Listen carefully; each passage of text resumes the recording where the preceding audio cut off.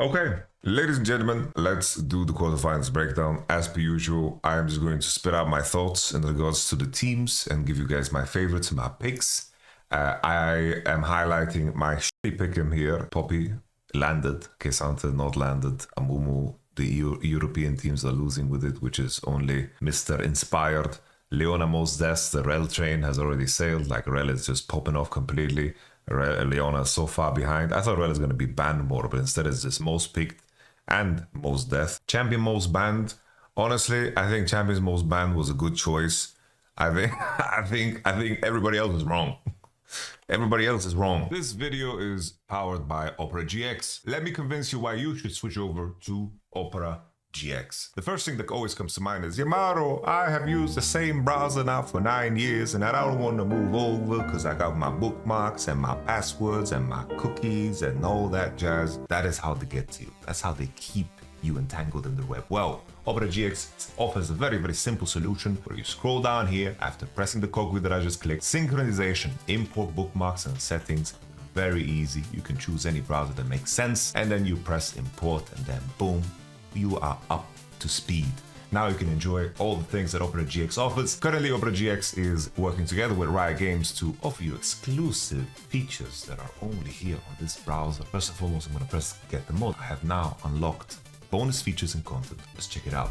LoL Esports, a landing page where you can check out the schedule, see what's up. You can see past pains, and you can see maybe, a moment of hope if you want to go back. You can also keep track of all the co-streamers that are streaming. You see some familiar faces, maybe you're not too excited, and then suddenly you scroll down and you see, wow, this landing page keeps you in the loop of what's going on. In terms of customization, as I press the LoL Esports mod, you can see all the colors changes. We have different sounds coming up and so forth. But the thing is, you can do many different things with this. You, of course, have the opportunity to modify it however you'd like. Currently, there's 3 League of Legends mods. You have the Kisanta one, the Lee Sin direction. Let's get the Lee Sin direction. Ooh, I like that gong. I like that gong. What's the closing sound? Ooh, what's the typing sound? Ooh, I like it. You don't like the noise, you want to change something in particular, easy peasy. You open the mod page and you just check in. You don't want background music, you can remove background music. You don't like browser sounds, you can remove browser sounds. You like the Kisanta browser sounds, you can combine it. This is the beauty of this browser. Make sure to use the link below, whether it's in the comment or in the description, to install Opera GX, and then you have automatically the League of Legends mod unlocked, which gives you access to all of these features that I just mentioned. It will also support the channel. Thank you very much, Opera GX, for helping us out. Thank you. Let's talk about the quarterfinals. I guess I can show also my Swiss. We hit everything except G2. And well, we didn't hit this either. Billy going 3-0. I think in hindsight, it was very, very stupid of me to not just slam Genji. It's like the safest lock of them all because of how the draw works and in terms of what you can do. Genji is just like an engine to churn out like games and win games. Like they are not gonna drop games against worse teams, while LPL teams can play with like a wide range, especially players like On and like especially with the jungle situation. This is a team that plays with a wider range, while Genji is going to perform at 90-95% minimum, while Billy has shown like a 60, 70, sometimes even 50, right, against that PSG game 1, where they have to claw themselves back. But at least with some resemblance of luck, we managed to get in. The FlyQuest was just off the cuff, like FlyQuest prediction was just plain and simple. Hey, let's see what happens. This wasn't a prediction of who is the best. This was a prediction of, usually silliness happens and I wanted to go for broke, but obviously the best one to go for is the one, but okay. Quarterfinals. I think LNG is a strong team in the sense that I think their solo laners are really, really good. I feel like they are kind of, in terms of how they play, I feel like they are Genji light, in the sense that Gala is extremely reliable as a player. The main thing they are missing, in my opinion, is a jungler that is impressive. It's just that the pairing of Zika Scouts, I think that they are really, really good. I think that they hit the ground running in, of course, the world stage in terms of where they landed draft-wise. I think they started slow. This was a game that was definitely readable, like losable. But in terms of where they were at, I think that they had a pretty solid read, in my opinion. They were early on the Rumble prior. Zika played this game amazingly well. Like, he fucking smurfed his face off. Like, in my mind, a lot of people are hyping Scout, and I understand why. But for me, Zika was absolutely crazy. This game was also very, very close in my mind in terms of where they were at, right? I just want to highlight when it comes to the Bilibili versus LNG game. Looking at this game state, right? Especially like looking at one of the earlier fight, it's like LNG looked like the usual LNG where they couldn't find initiative in the game because the agency in the roles are in support and jungle position. But I think that's something that LNG figured out early was that as long as Scout is playing something that is mobile, it is a lot easier. You look on the other side, right? These are champions that are all losers now. Like, we figured out right now in the meta right now that Orianna struggles.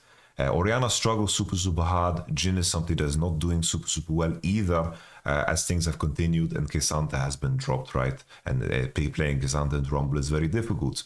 I think that Bilibili struggled in the meta read, and on the other side, LNG had a pretty decent read with getting Yon on red side, and then of course Zika with the Rumble. So I want to highlight these details that this is of course praise, but I also think it goes in the other direction, that I think that LNG might be overrated due to the circumstance of their scoring. It takes two to dance always, and I think this was a game that definitely could have gone in Bilibili's favor. There was this Drake fight that occurred, and if you fall behind with a composition like on blue side against the red side composition, you're definitely going to be in trouble. This was a fight, you know, it happened, blah, blah, blah, we move on. The main thing I want to highlight is the Drake fight that comes up, that kind of decides the game. This is Drake number 3, where he uses Herald on bot side and they pull out the Drake. This is a moment where Bin actually makes a crucial mistake where he W's forward because he wants to not get Poppy ulted. Here as well, Wei doesn't ult with Vi. And then the silly thing about this fight is that I didn't notice is that Poppy gets tackled into a wall where Knight doesn't see, and then boom, he gets slapped into the wall that Scout follows up on, and he can't flash and he gets killed, right? It's a beautiful sequence here by Scout, but up until this point, I didn't think that LNG had that good of a tournament up until this point. Because let me highlight, for example, the grub fight that happened. This one, just to highlight it. LNG, they play kind of sloppy. They're out of sorts. Hang gets ult on Knight. Scout here Q3s into the wall, doesn't follow up, and in the end plays it pretty poorly in terms of how he plays his ult. Up until this point, up until that fight, I didn't think much of LNG, right? I think that how they carried on with the game was super nice in terms of how they managed side right. Orianna couldn't really farm, Scout got ahead, and then the game ended with a very, very bad TP from Knight on mid, right? But I think that when they fell behind, they couldn't really blue side, they couldn't really farm side. And then finally, right, both teams got very, very good draws in Damwon and LNG. And I think this is where I want to praise LNG again, because their read on Damwon was fucking gorgeous, right? In terms of recognizing where the enemy lies in their strengths, leaving Ziggs open, pressuring the enemy and setting up 1-2 in a way where Ziggs on 3 would have been amazing, putting enemy in position where like, oh, we need to pick Ziggs away, and also at the same time getting Kai'Sa in, right? Kai'Sa in here as a response to Ziggs was massive. And then the read on the enemy top laner Kingen in terms of what he wants to play and cannot play was also super nice. The Gnar jacks out, picking Camille blind, enemy pick K'Sante into it, Kai'Sa into Ziggs, always slamming a 1-2 that would complement really well with Kai'Sa and also really well with Ziggs, putting DK in a position where, oh, blind picking Kai'Sa is kind of awkward, so we're going to pick Ziggs away. They had a better read on Damwon than Damwon did, which is super, super nice. So in terms of LNG's biggest strength coming into this series against Weibo, is also like, I think their draft prep is fantastic. I think that what Scout plays in the current meta, the meta is much better for Scout than it is for Xiaohu, and I think that Scout is just a way better player than Xiaohu is. Like, Xiaohu tried to shoehorn in his Lucian game, but that didn't really work out. I think that the top lane is going to be fucking fireworks, because I think that Breathe has also had a very, very impressive tournament. In terms of Weibo Gaming, to look at it on the flip side, Weibo Gaming had the opposite of the issue. Weibo Gaming had a very similar issue to the Bilibili issue in terms of where the draft read was. In the first initial game, they had the Lucian into Smolder, and then they had Poppy, Jax, Jinx, and then Ivan on 5. Ivan on 5 kind of saved it because Ivan is low-key OP, but having Poppy, Jax, Lucian, Jinx as your first 4, inviting Kalista, Renata, that is crazy talk, right? I think Weibo Gaming's draft read was rough. It's like they got the Jax point right, in terms of setting that up. But if the enemy top laner is willing to play Rumble, I do think that you can be in trouble. The Ivan is nice too, which is something that they keep in the back pocket. But we continue. Weibo Gaming in the win against Team Liquid. I think the Team Liquid as well cooked up like a nice one. Team Liquid with the lane swap managed to find like favorable positions, and then Weibo Gaming kind of griefed the mid game. There was also this particular game where Crisp was looking for engages. He was chasing ghosts all the time in terms of finding engages. He was just throwing himself into the enemy team in the most ridiculous ways. And in the end, Team Liquid kind of fell over themselves, giving the victory to Weibo Gaming after they threw this game. But once again, in their draft read, like this was a game that was kind of harder to execute, but Skarner Prior, Kalista Renata, and then the Orianna Nar. It just comes down to the Orianna once again having a very, very weak, appearance at this tournament, because usually with Orianna you want something to latch on to. Here there's nothing to latch on to, and their engage is not too guaranteed, especially when Syndra can cancel Skarner and Lucian has his dash, right, and the Nami ult. So once again, we continue. Weibo Gaming, I do think that as things proceeded in the series that qualified them, it was very good. But this is, this as it rolled out the Weibo Gaming draft, they definitely could have beat Fnatic because Fnatic is terrible.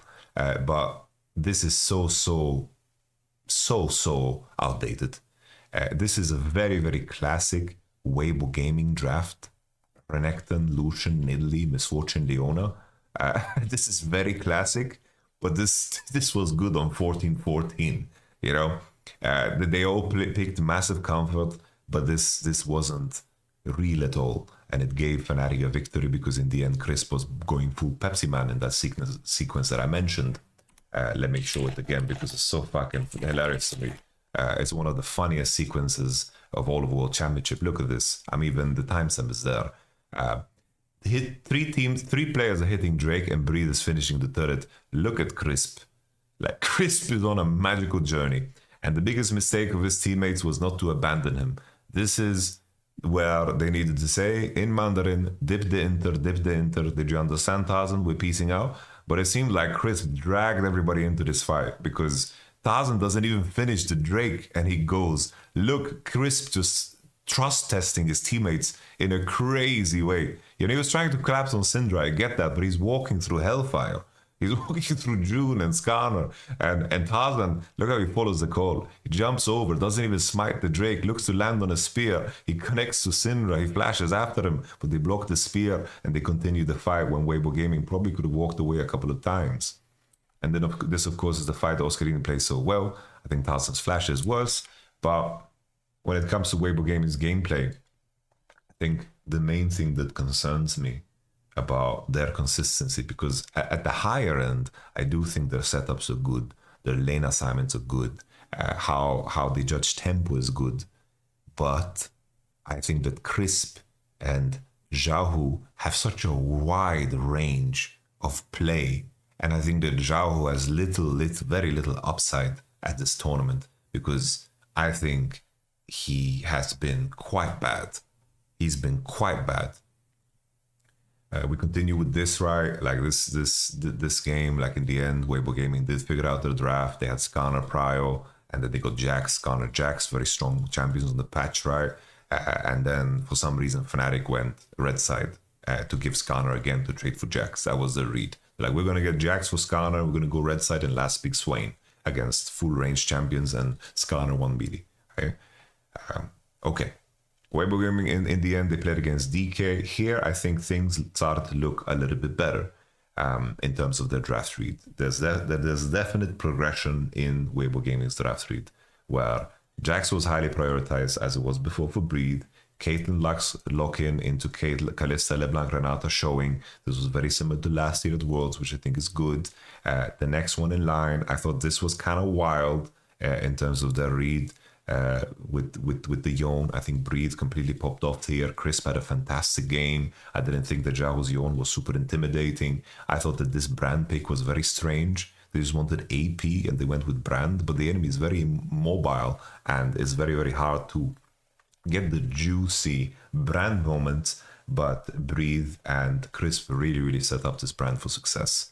And then finally, we have this draft here where Weibo Gaming sent the Ezreal, which is something that Light is really, really good on, into the Own, and they traded it for Aurora. And then they picked the Gnar, giving something that has engaged capacity for Mr. Jahu in the mid lane. Now, dissecting all of this information, adding this information up, I do think LG is favored. I think that Jahu being as bad as he is, I think is a huge liability.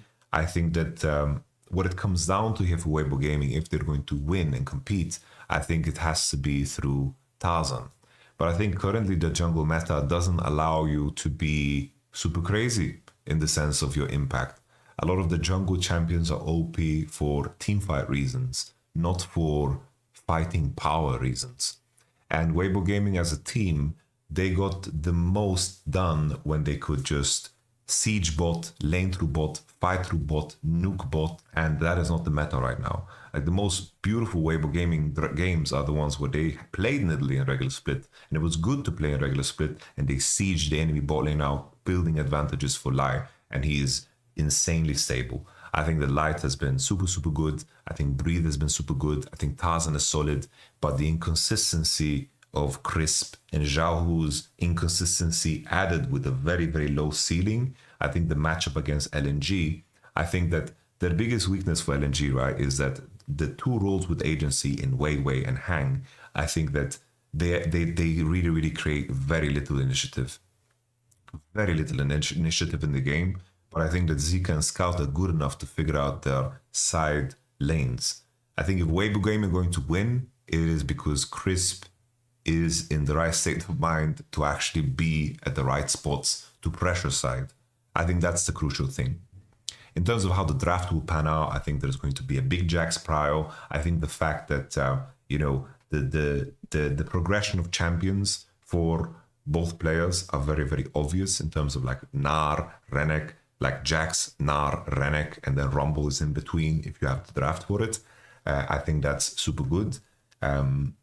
But when I think of Scout being ready to play Tristana, Ahri, and he has the Yon in his back pocket, and they can be flexible in terms of how they make the trades, I do think that that is an edge. And what I wanted to highlight with jungle is Wei Wei currently, even though I think Wei Wei is not a strong player, but right now it's like Sejuani, Vi, Ivan, Maokai, Skarner. These are champions that borderline play themselves, and you just need to be strong for the fights and hit the beats in the game that are very simple. It isn't a massive jungle carry type meta, you know? The strong part of jungle right now is the utility that the champions bring.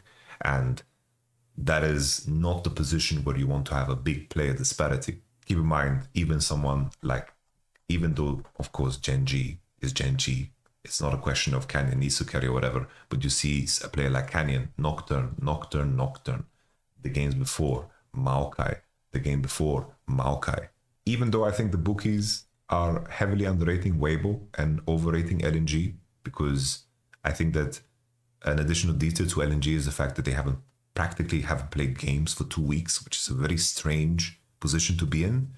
I do think that LNG should be favored, but I think the series could get close. I think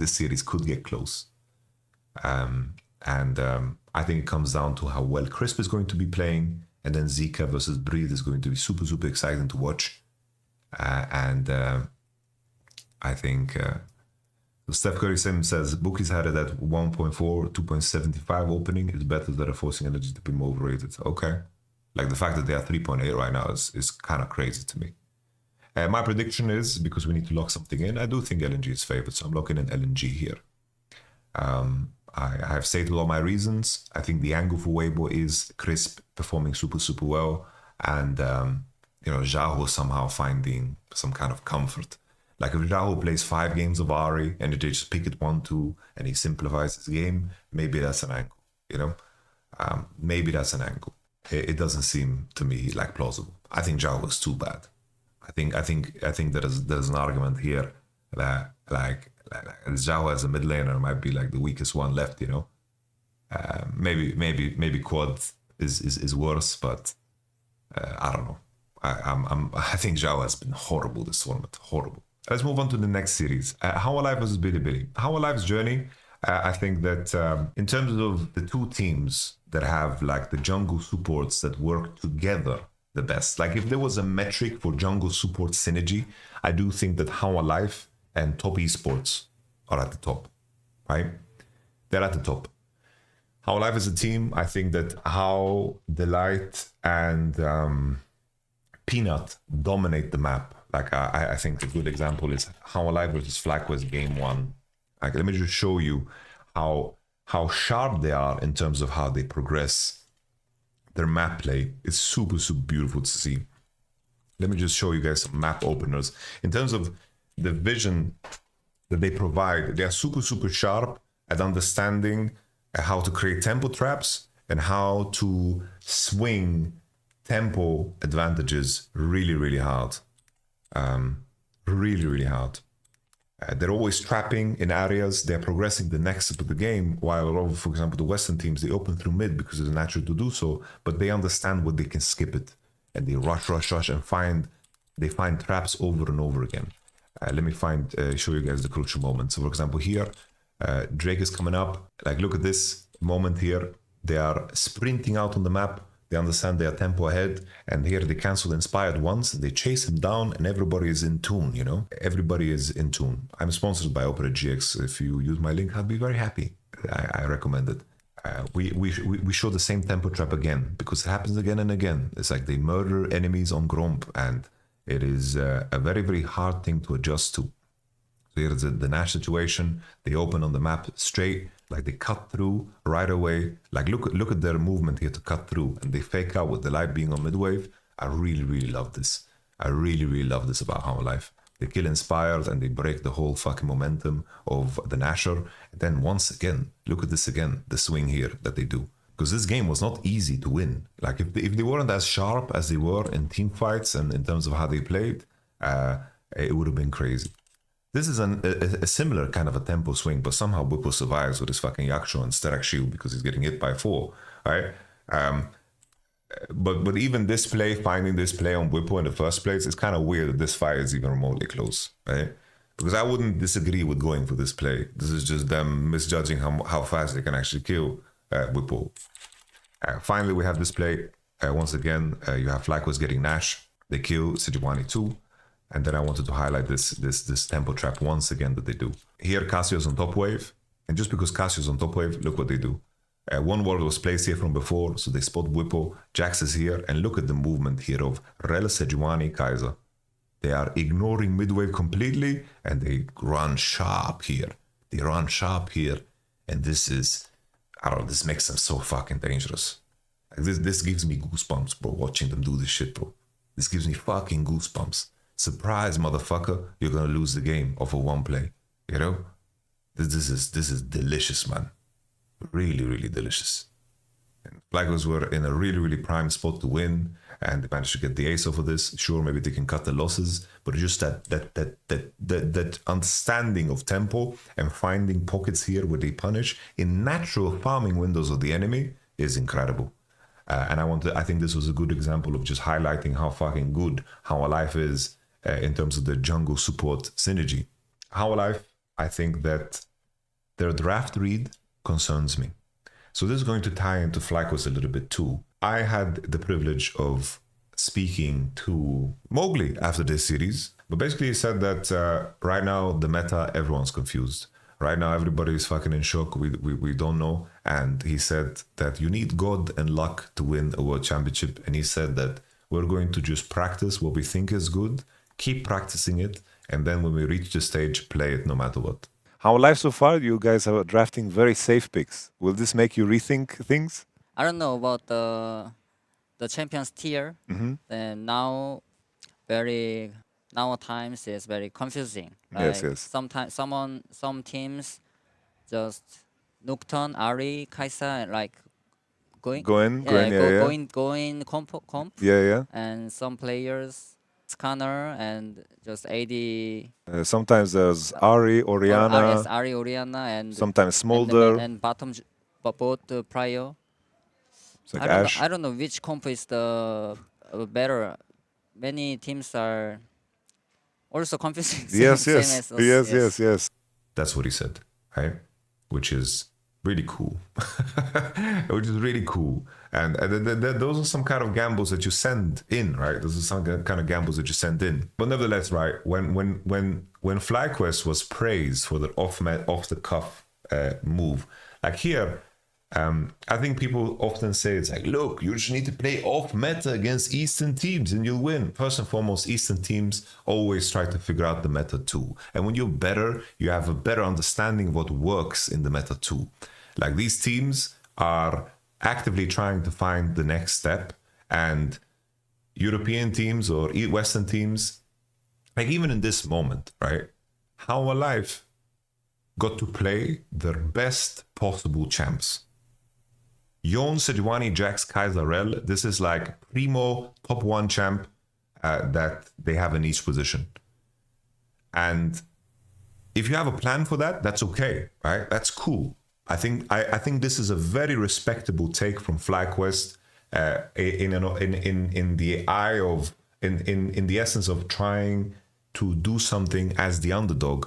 I think that is good. Right, this is a good angle as an underdog because you know exactly what the enemy will pick with the Yon, Jax, Sejuani, and the Kaiser Rel, but you have created this draft like a meat grinder comp against a very heavy melee one, which is super, super good. But as things continue, here, Renekton first pick, Kalista, Olaf, they went Ezreal, Zyra. Okay, I don't like Zyra too much in the Olaf showing, but they went for it because they want to have a jungler that is fast clearing so they can protect their bot lane from any issues.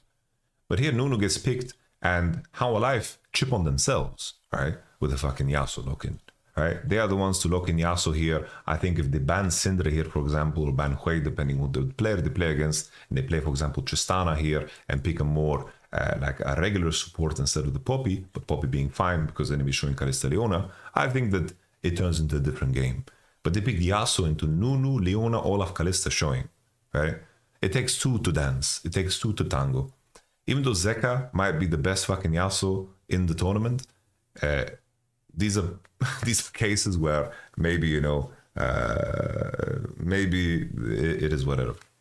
Was that Hui pick low-key genius? Remember people were confused by it at first? I don't think it was genius. I think it just picked like a decent champ, I don't think Hui is necessarily good against Yasuo, and I think that he was kind of suffering.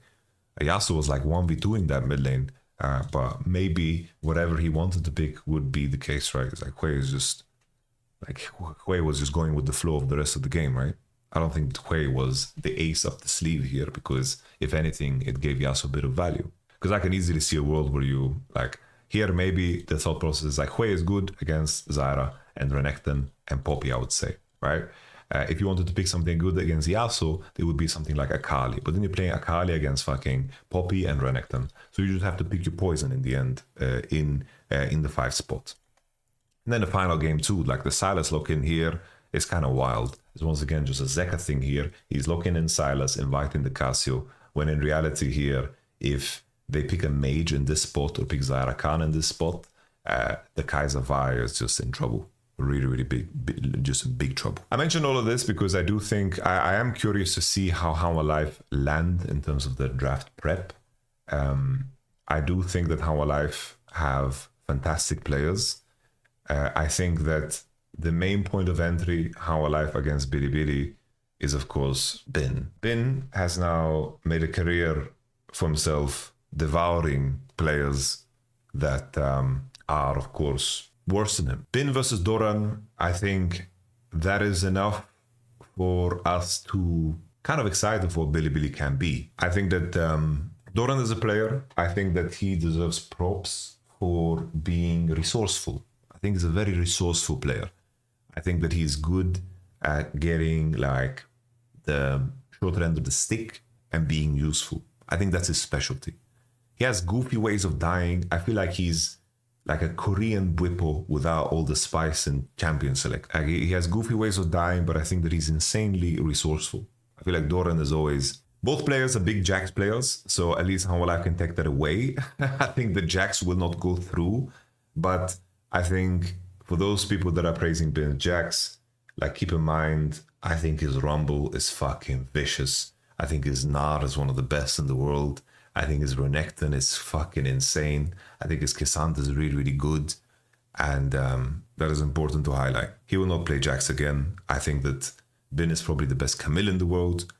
I thought that his fighting in the T1 game and the LNG game was kind of off right, especially in the T1 game where he really, really fucked up. Bin will be impactful even without the Jax. The Great Rusa said only Zeus can handle Bin Jax. Well, not really. Jax was a big problem for them in that T1 game. Zeus got solo killed, and the last time they played at the previous World Championship as well, there was the Jax versus Gragas game, and his Gragas got helicoptered and solo boloed, even though they lost the game. I think that that's not the one. Additionally, I think the main concern for me when it comes to Bilibili is their jungle position is really, really in the air. I think that Delight has played at the level that we expected him of. And for me, I have been very disappointed by On. I have been very, very disappointed by On. And I do think still, with the way the World Championship works, momentum is a hell of a thing. And I think that you need to appreciate the ceiling that Bilibili potentially has with the players that they have, that things can shift in the span of a couple of days. Bilibili, in terms of their meta read, we already mentioned the LNG series. We mentioned, like here, for example, the Bilibili series versus the Bilibili versus Mad Lions. They are lucky the Mad Lions meta read is even worse. Not lucky because they would have won anyway, right? With fucking Vaynar Ari. But Yon is just not picked here. Like Yon is not picked. Here, Yon is picked on 3, they first pick Orianna, right? It's fucking goofball shit. Like they are completely out of the loop of the game.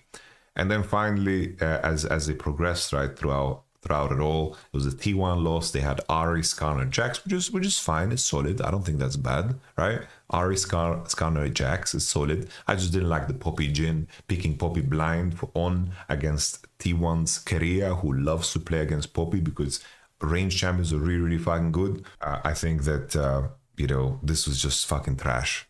Like Bilibili have had a terrible meta read. The Bilibili this was remarkably close. They decided to prioritize Aurora over Yon. I've watched Knight play Yon in the champs queue, and he didn't look sharp at all, if I'm going to be honest. They went Jax and Bin, and Elk had to drag them across the finish line. And then in the end, we had Bilibili with the Jace. This is, of course, a special for Mr. Knight. So it is what it is. Cool. He picked Jace. It is what it is. There's nothing left to add. And then finally, this is what is concerning for me with my boy Knight, is Nico, bro. Nico blind in the 1-2. That's crazy. That's crazy. The Zinza against Skarner, I don't know. On the last day, we saw that shit many times, and I hated it. Like the Zinza on the Skarner is complete fucking ass. Knight is a very, very known Nico, but my man bought Leandris into Morelonomicon in that game, and picking Nico without the context of Nocturne or not seeing your enemy mid laner is really troll. I think he had like an okay start, level 1, 2, 3, and then he took 2 turret shots and his game was over. It was horrendous. And then finally here, like I don't like Silas in such a spot. I think that picking Zinza here was wrong because I already mentioned it. I think Sejuani Red would have been stronger. But picking Silas blind here makes your team very AP heavy. And I think that this gave chances for me in my mind. Silas is a big comfort for Knight. Fantastic Silas player. And sure, you have Tariq ult and you have like fucking Zinza ult, but the enemy is relatively like heavy melee, right? So Knight, I think that he started off well. I was defending him because people were flaming him. But in this series, I didn't think that he looked that great. And they almost went to the airport even in this game, right? It was just Yak's turn. It was very terrible. But okay. Like you might ask me, it's like, what different blind can you do here? Like this, if you go this deep, right, with Yon, Ari, Aurora out, I think in most cases you want to set up to play something AD mid And this is where you resort back to like previous alterations of the meta, right? But like these are the spots where some players would play, like Tristana, for example, mid with Skarner, Rumble, Rel, and that could be good, you know. You give yourself the range, whatever. It is what it is. Like here, Bilibili, they banned Yon on blue. I think it highlights what I mentioned before, where in this series, they prioritize Aurora over Yon. And there are some teams that when they are facing the barrel of a gun in terms of ban setup, what they don't want to be in a position where they trade Yon Aurora. What teams do is they ban Aurora on 3 to force the Yon ban. But Bilibili is the first team to ban Yon to force the Aurora ban. And I think Aurora probably is in a state right now where I would probably trade it for Skarner. Bilibili right now, in my mind, I think that Elk and Bin are playing fantastic. They're playing fantastic fucking League of Legends. I think Shun is serviceable, and I think that On should be playing so much fucking better. I think Knight should be playing so much fucking better. I am very, like, I look back at my assessment of this team and my read on this team, and I had very, very good conviction because I watched this team the whole fucking year and I studied them the whole year, right? And I think that one tournament should not fucking remove from that. That's just not how it works. Hindsight Andes will come after me and look at my prediction, whatever the fuck, and it is what it is. I don't care about that. But now, contextualizing Bilibili's form in this tournament, How Alive for me is the favorite because of all the things that I mentioned. But I think that this is a matchup where the beauty of the World Championship will definitely reveal itself. How Alive is the favorite. They've shown better form. I think that Zeka is fantastic to match up against, Knight. I think that Delight and Delight has been, the best performing support in my mind, right? I think Delight and Peanut are fantastic, and Bilibili need to prove a lot in this one. But I do add the fact that, like, if Bilibili wins this one, all of a sudden they are a contender to win it all. They are a contender to win it all. That's how massive this matchup is. We didn't talk anything about Viper, but he's insane. Viper versus Elk is a fucking matchup, right? Viper versus Elk is fucking gorgeous. If we have a world where it's mid lane, melee versus melee, right, that's Zeka's comfort zone. We will have to see how that pans out. But I think that Bin will be really, really dangerous. Do you think Elk or Viper is better right now? I don't know. Elk is really good when he's facing elimination.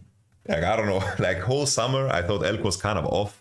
And then he played finals against Weibo Gaming, and he's like, yeah, I'm the fucking best AD of this league, bro. Fuck you. But I think Viper, for me, is the better complete player because he just has, like, really, really insane volume and body of work that is just insanely good, All right, Tobies versus T1. Now, this is a fucking banger, right? We had one matchup before where they played, and I think the majority of that game, what I really love about Top Esports is that they seem so calm at this tournament. They seem so calm.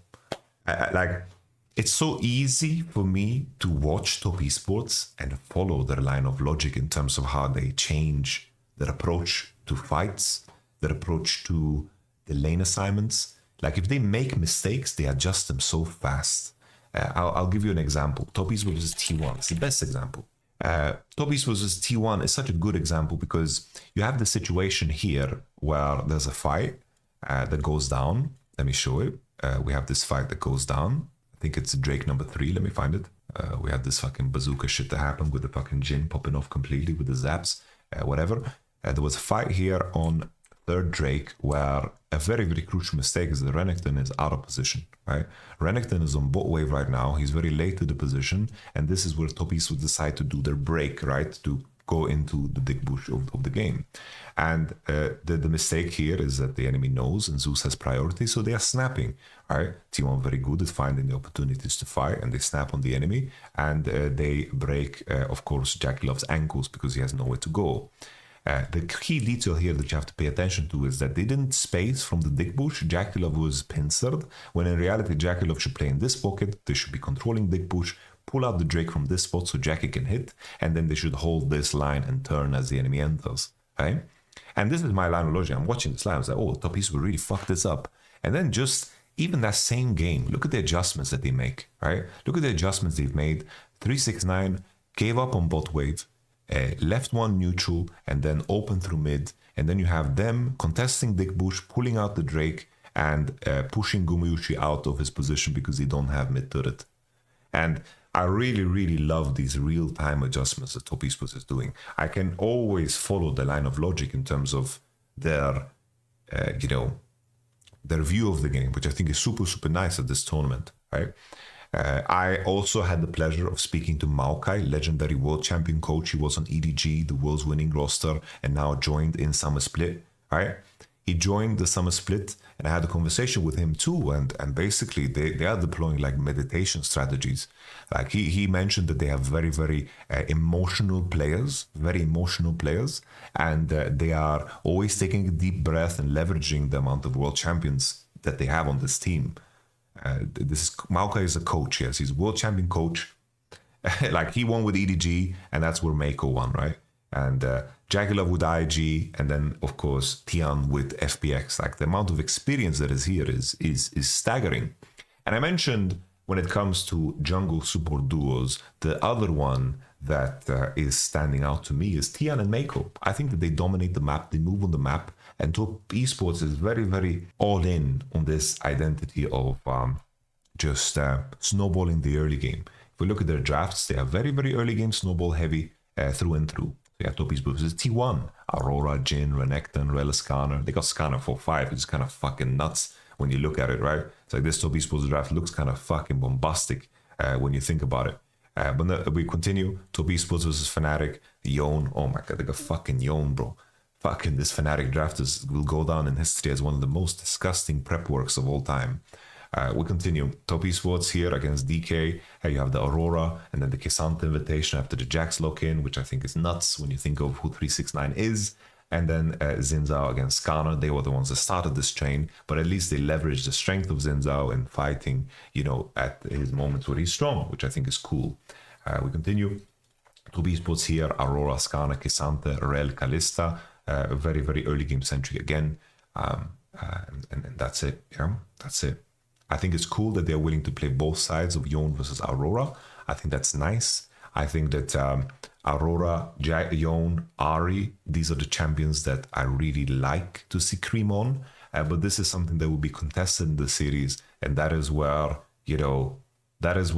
balls grow.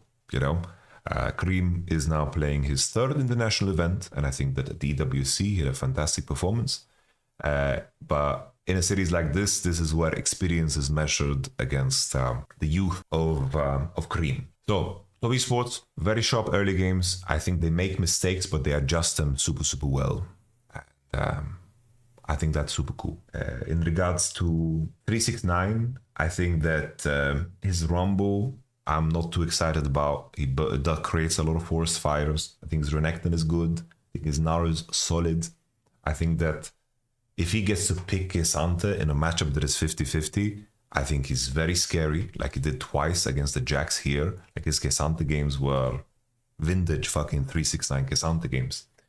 But in the matchup against Zeus, I do think that if Zeus gets to play Nar, if Jax is ignored, I think that's better. Some homies mentioned in the chat, isn't lane swap good for 369 so he can play Kisanta? I have to say that Top Esports, even though they look slightly better when it comes to lane swaps, this is not a good lane swap team. This is not a good lane swap team. T1 are much better at lane swaps. I think T1 is one of the best lane swap teams at this tournament in terms of what they've shown. They have been insanely sharp in terms of lane swap, because just as recent as that game, that game that I showed, this is the enemy initiating lane swap on him, and he dies fucking level 1, guys.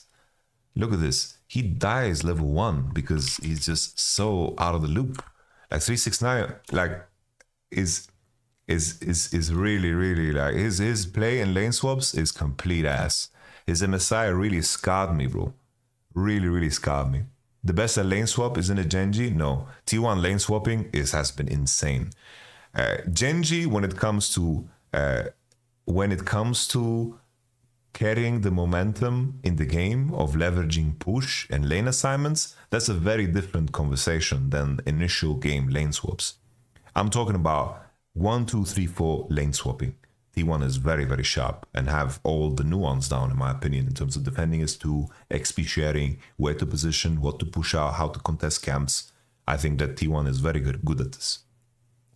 Genji is very good at lane assignments, right? How Alive 2 in terms of lane assignments, how they open up the map, they push bot and they see the opportunities and they play for grubs and so forth. That's the different part of the game for me, you know?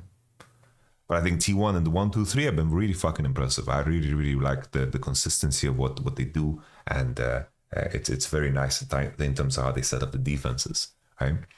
So, in my mind, when I look at T1, I do think that T1 has been fantastic. I think Owner has been great. I think that this type of jungle meta is really good for Owner. I think the best meta for Owner is when he has insane utility in his kit. Right? We mentioned this with Wei and Tarzan in the comparison before, but when the meta is, like, for example, last year at Worlds, it was like fucking Rel, Sejuani, Vi. Like, I think he's so fucking insanely sharp mechanically that his impact in fights is just so fucking there, you know, so fucking there. And a big criticism for me always when it comes to T1 is that in terms of how they play their mid game, it is very stock standard. Not stock standard, but the way Korea puts his wards is always in this area. This is how he puts his vision down, in this area.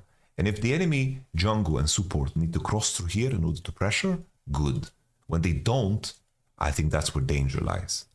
But currently, in the mid lane meta, something that was very obvious in the T1 G2 series, you saw that Faker got to push side lanes giga deep. He went giga deep and he pushed very deep, and the Orianna didn't know what the fuck to do. And he could do this because of his champion choice. He didn't need help from jungle, didn't need help from support. And I think that when the meta is in that state, where Korea can hug Gumayushi and play around him and just play on mechanics, I think that's very good. Very, very good. And I think that a highlight of them being less sharp on side is the Bilibili T1 game. You look at the Bilibili T1 game, this game was really, really close. I think people have the wrong view of this game and they're very revisionist about this game. But in terms of the momentum that Bilibili managed to create in TP situations, I do think that it is worth to point out. Yeah, this Bin Solo Bolo, we have this Nash stop, okay. Let's see, let's see the situation where they fight on bottom side. I'm trying to find that one. Actually, in terms of how they collapse on Zeus, you know, it's like anyone that has watched T1 for a long time, they get deja vu here, right? They get complete deja vu from moments like these. In terms of how they assess how to secure their side lanes, that is where their weakness lies. In terms of Korea and Owner synergy, if you compare it to Delight and Peanut, or Tian and Meiko, it is like close to non-existent. They are mechanical demons, and if they are in fights and they find security through their champion choice, the other guys, and Korea can find vision through mid pressure, then they're okay. Zeus dying like this is a classic, right? It's a fucking classic.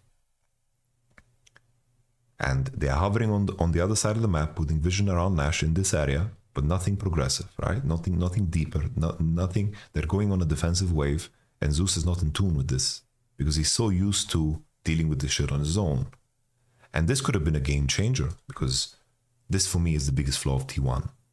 I do think that their team fighting has gotten better. Owner's level is looking better. I think Faker's looking better than he did in summer as well. Rest seems to be doing him well. He has a new position that he adjusted to, all that stuff. This is what gets you hyped about T1, right? Moments like these in terms of how well they play mechanically and how they find their opportunities, even though I think Korea fucking botched this situation, right? In terms of how he used his ultimate, like crowding the enemy and sending it on Jin at the 3k timer. You know, this is nice. I like this. Here, Korea just used ult very poorly. He should let Gumayushi drag him because Gumayushi found the pocket to play in, right? But they nuke Elk, they get him, and Gumayushi flashes out of On's W without getting, of course, the rooted thing, and then things get crazy here. Right? I think the sequence really showcases the weaknesses of T1, also strengths of T1, you know, which is cool. I like that too. I think in the series against the series against G2, I think the main thing that it highlighted was just the strength of giving Faker mobility, which is something that Caps was missing, right? You have that G2 versus T1 game 1, for example.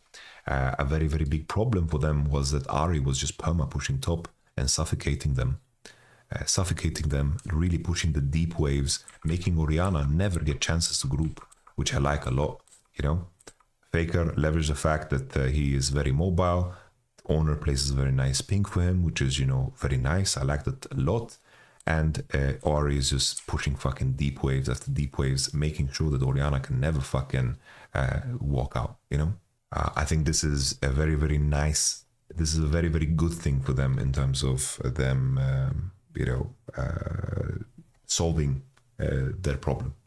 T1 Nash is T1 Nash. They like to pressure around Nash, but I repeat, I think that Owner is at his best when the jungle champions are really strong utility. So that's why we're seeing fucking Owner at his best once again at this tournament. He's in the conversation of being one of the best junglers performing at this tournament. So with all of this in mind, I do think that what it would come down to is, I think in certain metas, I see top esports being better than T1. I think that Cream will be tested here. I am curious what will come out for Cream post Aurora, Yone, and post Ari. What happens after those three are out or contested? Because there's a chance here that T1 might look to, of course, you know, ban champions out. Maybe they're not willing to trade. Maybe they're in a position where they are worried about giving T1 Yone because they have the flex for top and the blind picks that 369 wants to do, maybe suffer against them. I think 369 probably what he would do is just look to ban Nar and then blind Renekton. I think that's what they're going to look to do, because I don't think that both of these players are super keen on playing Rumble, which is something he could do. Tristana is something that he could progress to as well, for sure, but we shall see. Cream is a good Tristana for sure, but that's where the test will, right? Like before I can say that Cream will be a lot better than Faker here, it's just a question of what champions will fall in order, you know? His LeBlanc can be really good. His melee champions are fucking good. It's just a question, like he's basically Chinese Zeka, right? He's Chinese Zeka. So we'll have to see how that progresses. I think that historically Zeus does a very good job against 369. I think top esports, if their jungle support duo can pressure together with Cream, I do think this is where they can beat T1. I think that if they can pressure together as a trio, I do think that they can really, really fuck up the side lanes of T1. Because I wonder now if the shift will be, now that people see the weakness of Orianna, that maybe they will give Faker Orianna. Because here a big thing was G2 opened it, they picked Nocturne, and the enemy didn't pick Orianna, they picked Mobility, and they recognized that pattern. But the other games, Orianna was banned. Orianna was banned, and then Orianna was banned. This is something that can be targeted too, because the last time Faker had a lot of success on Orianna, I remind you, 2023, my man was buying Crown, my man was buying Hourglass, he was buying tanky Oriannas that couldn't get dove. That was his whole thing. He was itemizing like this because he didn't get any help. And he needed to create space and fights for his young mechanical lads. He did the same with Azir, right? They provided him safety. If you think back to that World Championship, even that Genji versus T1, that BO1 that they lost, Genji jungle support collapsed on Chovy, kept killing Fake on side, and then eventually they lost. They eventually T1 just lost, right? And I think that remains the same. So I think there is a world where Orianna is left open. I think that LeBlanc is an interesting champion for both. I think more so Cream than Faker. People can say, "Oh, his Faker is legendary LeBlanc," but yeah, not recently, right? I think that in my mind, I think there are certain methods that top esports can be better in, but I think currently you can get away with playing mobile mid laners. And with that being said, I think this one for me, man, is gonna be giga close. I think this one's gonna be fucking giga close. I'm trying to imagine to myself where Cream will land in terms of his champion play. And I wonder if post Nar ban, if Zeus can punish a Renekton lock-in, or if we're going to have a world where Renekton will be match banned against Nar, and both of these players will begin to show off their rumble. You know, that could be something. Because I think if the top matchup is a basic bitch matchup, I think 369 will do well. You know, Yone is so high prio that it's bad for it's bad for Zeus, because he will never get to play it. So I think in a world where the evolution of Cream goes in the Sylas Tristana direction when champions are contested, I think that Cream can be very dangerous. Jackie Love, honestly, I have been slightly disappointed with Jackie Love in terms of where he should be at, in my opinion. I think he's been good, but not as good as he can be. I felt the same in playoffs in LPL. I felt the same at MSI when they dropped out. And if I just go player for player, I think Tiana has been fantastic too. And my gut tells me that T1 should be favored with this one. But I can definitely see a world, the counter argument is that if Faker doesn't get to play Ari, there's no Yone, that he'll be exposed on side, and Cream, Mako, and Tian will form both Zeus and Faker on side in order to create winning game states. Because T1, their main issue is that they don't connect the dots. Like, they don't connect the dots well. And I think top esports do that better. I can see it going both ways, so I'm just following my gut here. I'm just following my gut here. I can see this going both ways, though. I do think that this is like this is a matchup for me that is probably the closest. Probably the closest. Genji versus FlyQuest.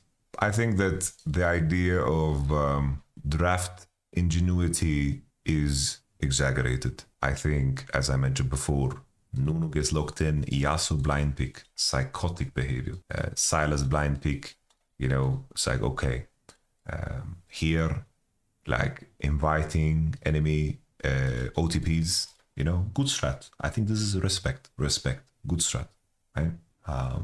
It reminds me of the draft we did against EDG, right? It's like we gave up Yuumi because we know they play Yuumi with Sivir, and we're going to get Azir, and enemy is going to play a weaker mage against our Azir, which means that like Sivir can never trade autos with Azir, right? So we were very happy to set up that trade because we knew exactly where the enemy would land. And I think that our draft was better even though the enemy had Yuumi, right? We just extended the level 1 play when it wasn't necessary, and that game was giga close even though we were much worse than EDG, right?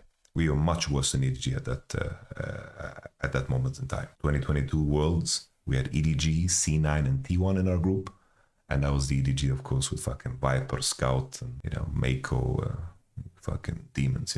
I think to replicate something like this is difficult. I think people are aware. I think the Ivan ban is good, to set up Yone, set up Vi, but I think that Genji is a team that will draft for themselves what would make sense. Like, obviously Genji's fucking favorite. Like, I just think it's gonna be 3-0. Like, maybe I just cut the video short because like who needs to hear this? I think Genji, from everything that we've seen so far, looks like the favorite to win it all. Especially with Bilibili's form. Genji will, I think they will not give up a map here against FlyQuest. I really don't think so. I don't think they're going to give up a map at all. I don't see it being possible, really. I don't see it being possible. I took Bilibili over Hanwalaji because of Doran Bibim, bro. I already talked about it. Fly has been playing Swain too, according to LS. So if he knows that, like, why would he reveal that? I don't know. Like, a lot of these champions are driven by itemization, and I think as champions like Swain, the big issue for Swain is the fact that every item in the game is needed for him. LS mentioned Swain is good into Aurora Nock Ari. I don't think it's good against Ari specifically. I think it can be fine against Nocturne, but like when teams are picking Nocturne, they don't pick it because, wow, I'm going to fucking ult and fly in on the enemy. That's not why Nocturne is being picked. if Nocturne is picked for this reason, then he's a completely fucking useless champ. They're playing Nocturne to fucking set up the rest of the champs. And I assure you that in most cases, they are in tune with the progression of the draft, you know? You know, it's funny to me always, it's like I agree that as the underdog, you should make yourself weird to play against. You should make it weird, you should make it awkward, right? Like when I was at Worlds 2018 Vitality, like our job was to beat Fnatic. Fnatic had a better roster than us in LEC, but we made it weird. We were the top dive team, we were fuck your top when everybody played bot side. We were the only team in the region that did this. With 3-push, wave mid, dive top, we were the ones that created this, pretty much. We made ourselves as weird as fucking possible. At Worlds, we were playing Echo mid, we were playing Draven, we were fucking diving bot, perma. We had like certain strategies that were unique to us, right? That made us an outlier. We were basically, the sum of our parts was way stronger than the individual because we bought into these ideas. And that was cool. But I hate the fact that people sit there and think that Eastern teams don't fucking innovate, you know? They really don't, you know? Like, come on, they fucking, look at, like, for example, this, bro. Twitch on 5, bro, that's a fucking cooking show, bro. That is fucking beautiful, bro. And it's like, you look at past Worlds winners, like T1 fucking fried the whole meta. DRX completely fucking burned through the meta. You know? These guys are fucking, they are actively thinking about what's fucking best and what's fucking next to. And if you're good enough to find the next evolution of draft, props to you. But that lasts for 1 or 2 games.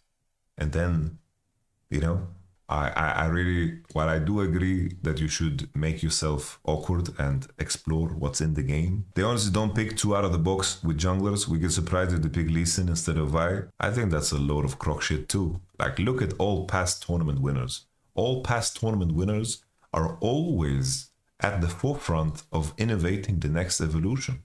Look at MSI, right? Mid-season invitational. What the fuck happened at MSI? What happened at MSI? Tell me.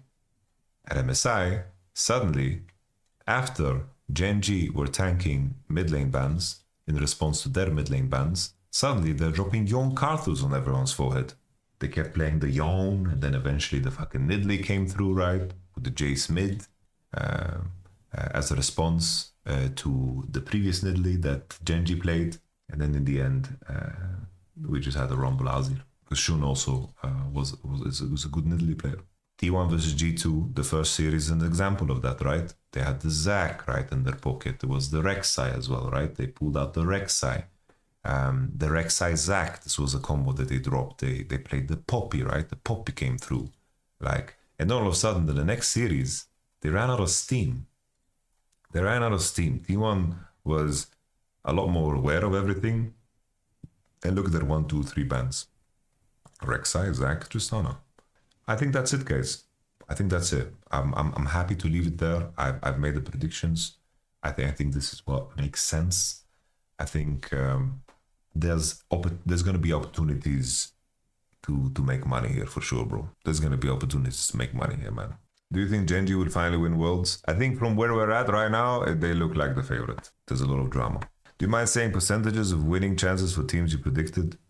I think this here, I think it's like 60-40, maybe 60-40. I just fucking think Xiaohu is ass and Crisp is too inconsistent. Our life is Billy. I think this is like 60-42, like 55-45 maybe. If it depends on how much you hate Doran and how much you like Bin and how much you think Billy can bounce back. But I think 60-40. I think this is fucking close, bro. I think it's like 59-49. And a lot of it is fucking T1's ability to ramp up in a tournament. And then Gen.G versus Fly, I think it's like 95 versus 5, even worse, you know? 95 versus 5, I think. Yeah. That's where I would put it.